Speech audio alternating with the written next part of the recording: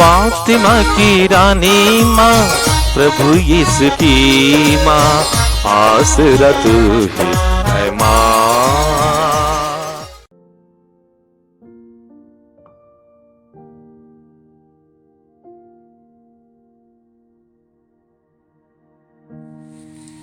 पहला पाठ प्रेरित चरित्र अध्याय 3 पद संख्याएं 13 से 15 और 17 से 19 तक। पेतरुस ने यहूदियों से कहा, इब्राहिम, याकूब और इसहाक के ईश्वर ने, हम पुरखों के ईश्वर ने अपने सेवक यीशु को महिमान्वित किया है। आप लोगों ने उन्हें पिलातुस के हवाले कर दिया, और जब पिलातुस उन्हें छोड़ देने का निर्णय कर चुका था तो आप लोगों ने उन्हें अस्वीकार कर दिया। आप लोगों ने संत तथा धर्मात्मा को अस्वीकार कर हत्यारे की रिहाई की मांग की। जीवन के अधिपति को आप लोगों ने मार डाला, किंतु ईश्वर ने उन्हें मृतकों में से जिलाया। हम इस बात के साक्षी हैं। भाइयों, मैं जानता हूँ कि आप लोग और आपके शासक भी यह नहीं जानते कि हम क्या कर रहे हैं। ईश्वर ने इस प्रकार अपना वह कथन पूरा किया जिसके अनुसार उसके मसीह दुख भोगने वाले थे, और जिससे उसने सब नबियों के मुख से घोषित किया था। आप लोग पश्चाताप कीजिए और ईश्वर के पास लौट कर आइए, जिससे आपके पाप मिट जाएं। यह प्रभु की वाणी है। ईश्वर को धन्यवाद। अनुवाक्य, हे प्रभु हम पर दया दृष्टि कर। हे प्रभु हम पर दया दृष्टि कर। हे ईश्वर मेरे रक्षक, तू सदा मेरी प्रार्थना सुनता और मुझे संकट से छुड़ाता है। मुझ पर दया कर और मेरी प्रार्थना सुनने की कृपा कर। अनुवाक्य, हे प्रभु हम पर दया दृष्टि कर। हे प्रभु हम पर दया दृष्टि कर। यह समझ लो, प्रभु अपने भक्तों के लिए चमत्कार दिखाता है। प्रभु सदा मेरी प्रार्थना सुनता है। अनुवाक्य, हे प्रभु हम पर दया दृष्टि कर। हे प्रभु हम पर दया दृष्टि कर। हे प्रभु हम पर दया दृष्टि कर। तू ही मेरे हृदय को आनंदित कर देता है। अनुवाक्य, हे प्रभु हम पर दया दृष्टि कर। हे प्रभु हम पर दया दृष्टि कर। हे प्रभु मैं लेटते ही शांति से सो जाता हूँ, क्योंकि तू मुझे सुरक्षित रखता है। अनुवाक्य, हे प्रभु हम पर दया दृष्टि कर। हे प्रभु हम पर दया दृष्टि कर। दूसरा पाठ संत यूहन्ना का पहला पत्र अध्याय 2 पद संख्याएं 1 से 5 तक।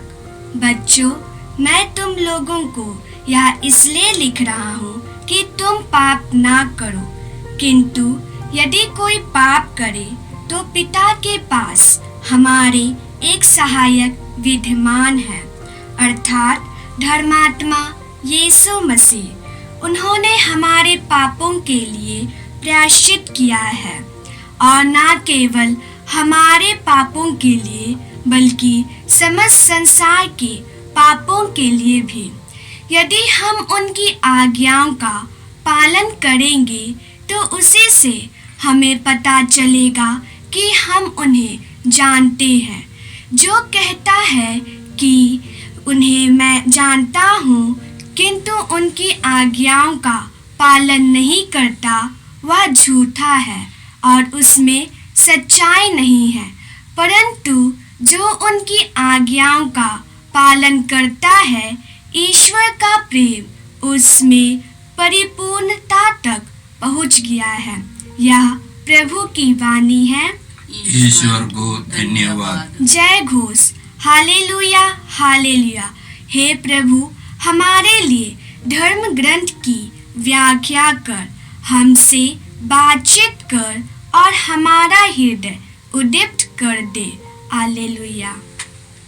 प्रभु आप लोगों के साथ हो और आपकी आत्मा के साथ। संत लूकास के अनुसार पवित्र सुसमाचार, हे प्रभु तेरी महिमा हो। अध्याय 24 पद संख्याएं 35 से 48 तक। शिष्यों ने बताया कि रास्ते में क्या क्या हुआ और कैसे उन्होंने यीशु को रोटी तोड़ते समय पहचान लिया था। वे यह सब बता ही रहे थे कि यीशु उनके बीच में आकर खड़े हो गए। उन्होंने उनसे कहा, तुम्हें शांति मिले।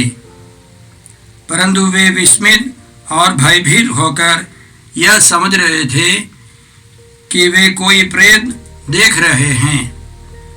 यीशु ने उनसे कहा, तुम लोग क्यों घबराते हो? तुम्हारे मन में संदेह क्यों होता है? मेरे हाथ और मेरे पैर देखो, मैं ही हूँ। मुझे स्पर्श कर देख लो। प्रेत के मेरे जैसा हाड़ मांस नहीं होता। उन्होंने यह कहकर उनको अपने हाथ और पैर दिखाए। इस पर भी जब शिष्यों को आनंद के मारे विश्वास नहीं हो रहा था और वे आश्चर्यचकित बने हुए थे, तो यीशु ने कहा, क्या यहाँ तुम्हारे पास खाने को कुछ है?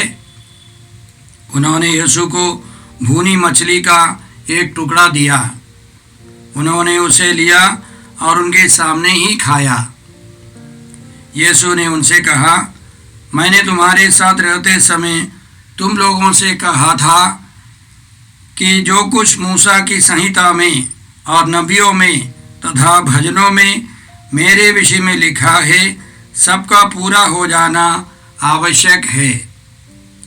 तब उन्होंने उनका मन का अंधकार दूर करते हुए उन्हें धर्म ग्रंथ का मर्म समझाया और उनसे कहा, ऐसा ही लिखा है कि मसीह दुख भोगेंगे, तीसरे दिन मृतकों में से जी उठेंगे और उनके नाम पर यरूशलेम से लेकर सभी राष्ट्रों को पाप क्षमा के लिए पश्चाताप का उपदेश दिया जाएगा। तुम लोग इन सब बातों के साक्षी हो। यह प्रभु का सुसमाचार। हे ख्रिस्त तेरी स्तुति हो।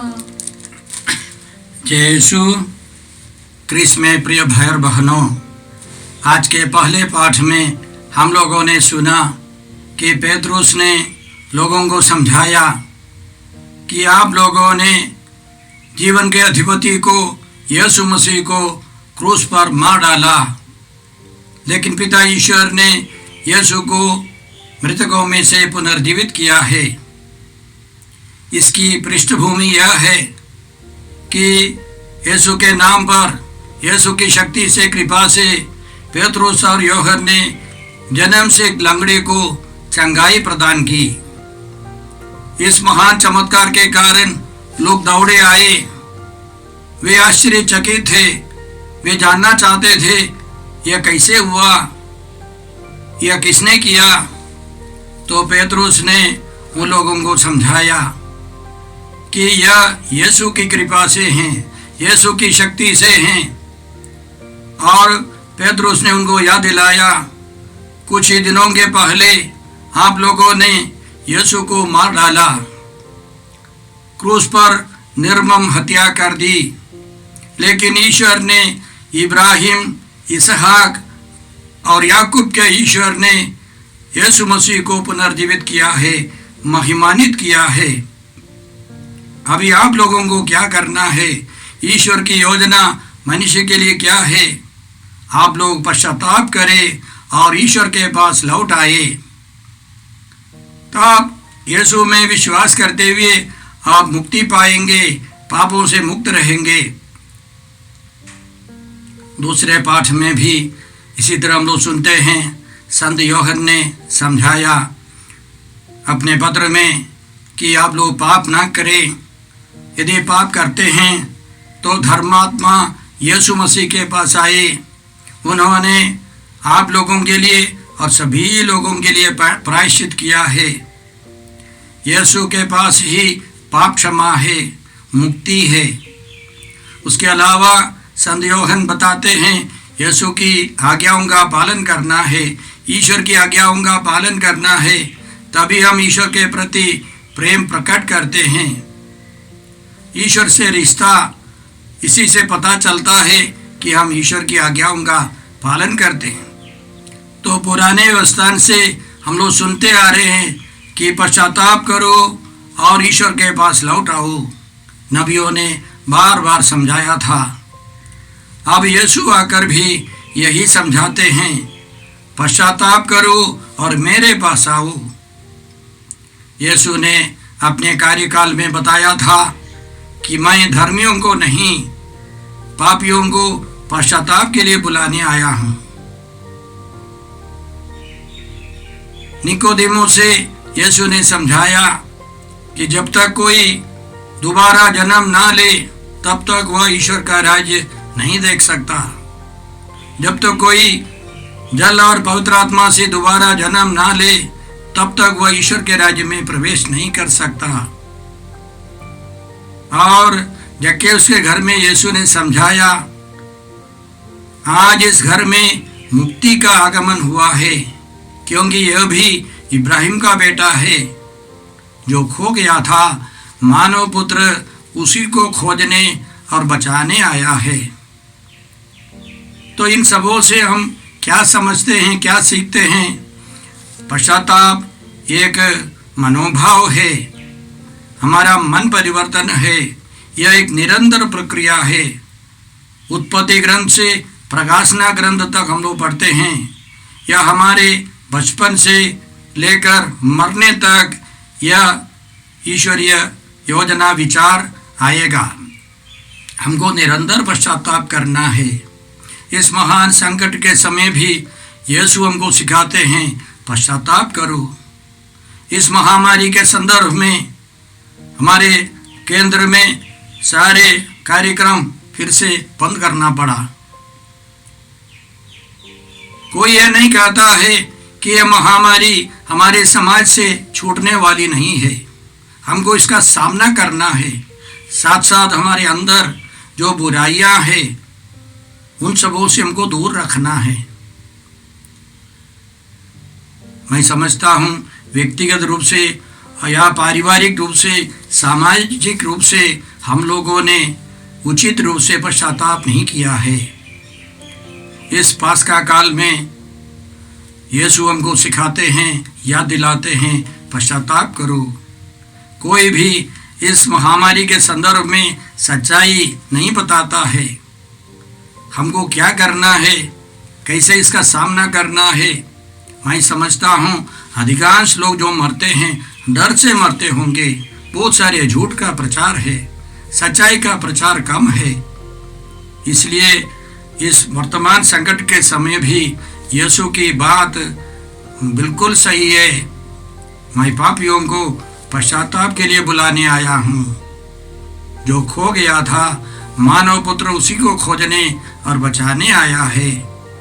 हम यीशु के पास जाए, हम वचन पढ़े, वचन के अनुसार जीवन बिताए, प्रभु हमको रास्ता दिखाए। सुसमाचार में हमने सुना कि पुनर्जीवित यीशु उनके शिष्यों के बीच में आ गए।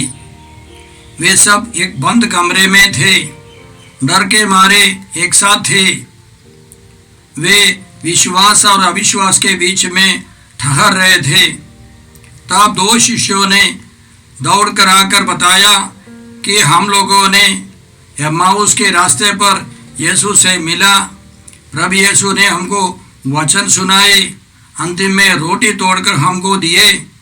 तब हम लोगों ने यीशु को पहचान लिया। तब तक यीशु गायब हो गए, लेकिन हमारा विश्वास बढ़ गया। अब हमको पक्का मालूम हो गया कि यीशु पुनर्जीवित यीशु हैं। इसी तरह की बातें सुन रहे थे तो अचानक यीशु पुनर्जीवित यीशु उनके बीच में आ गए और उन्होंने सबसे पहले उनको समझाया, तुम्हें शांति मिले। पुनर्जीवित यीशु सबसे पहले हम सबों को शांति देते हैं, क्योंकि हम लोग अशांत हैं, हम लोग डरे हुए हैं, हम लोग कायर हैं। और यीशु हमारे मनोबल को बढ़ाते हैं, हिम्मत से भर देते हैं, शांति से भर देते हैं। वो संसार की शांति जैसी नहीं है। इस दुनिया से जाने के पहले यीशु ने बताया था, मैं तुम्हें शांति छोड़कर जाता हूँ, मैं तुम्हें अपनी शांति देता हूँ। वो संसार की शांति जैसी नहीं है। तुम्हारा जी घबराए नहीं, भीरू मत बनो। इतना सब सुनने के बाद भी आइन मौके पर वे डर गए, वे उनको छोड़कर सब भाग गए। अब यीशु उनके पास आते हैं, फिर से हिम्मत से भरते हैं, शांति से भरते हैं।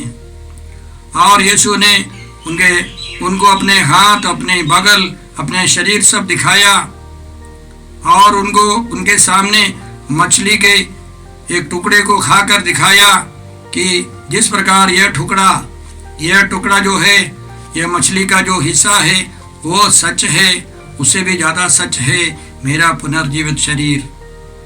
तो शिष्यों का विश्वास, मनोबल और बढ़ने लगा। तो यीशु ने याद दिलाया, मैं तुम्हारे साथ रहते समय मैं बोलता था कि मूसा की संहिता में, नबियों में और भजनों में मेरे बारे में जो कुछ लिखा है वो सब पूरा हो जाना अनिवार्य था। तब यीशु ने उनके मन के अंधकार को निकालकर उनको और गहराई से समझाया। क्यों? क्योंकि हमारे मन पर अंधकार छाया रहता है।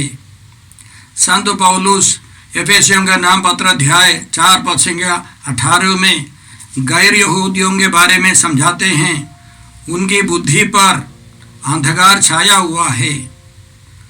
वे अपने अज्ञान और हृदय की कठोरता के कारण ईश्वर के जीवन से वंचित हैं, दूर हैं। तो सबसे पहले हमको समझना है, हर एक व्यक्ति के मन को शैतान या संसार या हमारे शरीर की बुरी वासनाएं, ये सब मिलकर हमारे मन को अंधकार से भर देता है। इसलिए हम लोग गलती कर देते हैं, गलती कर डालते हैं। यीशु ने सबसे पहले अपने शिष्यों के मन को पवित्र किया, साफ किया। उनकी बुद्धि पर जो अंधकार छाया था उसको निकाल दिया। तब यीशु ने धर्म ग्रंथ का मर्म उनको समझाया। ऐसा ही लिखा है कि मसीह दुख भोगेंगे और तीसरे दिन जी उठेंगे और उनके नाम पर पाप क्षमा के लिए पश्चाताप का उपदेश सुनाया जाएगा। यरूशलेम से लेकर सारे संसार तक, संसार के कोने कोने में यह उपदेश सुनाया जाएगा। कौन सुनाएंगे? यीशु के शिष्य लोग सुनाएंगे। भाई और बहनों, हमें एक बात समझनी है कि यीशु पुनर्जीवित होकर हमारे पास आते हैं। सबसे पहले यीशु सबों के पास नहीं गए। इसी तरह उसी समय यरूशलेम में बड़े बड़े लोग थे। ये डरपोक लोग, कायर लोग यीशु को छोड़कर गए थे, लेकिन यीशु उनके पास आते हैं क्योंकि वे लोग यीशु के प्रति समर्पित है। उनके अंदर बहुत सारी कमजोरियां हैं, लेकिन यीशु के यूदस के समान यीशु को सबों ने तिरस्कार नहीं किया। एक बुनियादी समर्पण था, यीशु जानते हैं। और इसी तरह हमारे अंदर भी कई प्रकार की कमजोरियां हैं, फिर भी यीशु के प्रति थोड़ी सी इच्छा है, थोड़ा सा उत्साह है, यीशु हमारे पास आते हैं। या हम लोग इस प्रकार बोल सकते हैं, पुनर्जीवित यीशु की कृपा हम आसानी से ग्रहण कर सकते। और पुनर्जीवित यीशु हमको शांति से भरकर शांति के वाहक बनाते हैं। पुनरुत्थान का प्रचार हमको करना है। हर एक व्यक्ति मिशनरी बन जाता है। इसलिए यीशु ने कहा था, संसार की ज्योति मैं हूं। यीशु ने यह भी बताया था, तुम संसार की ज्योति हो।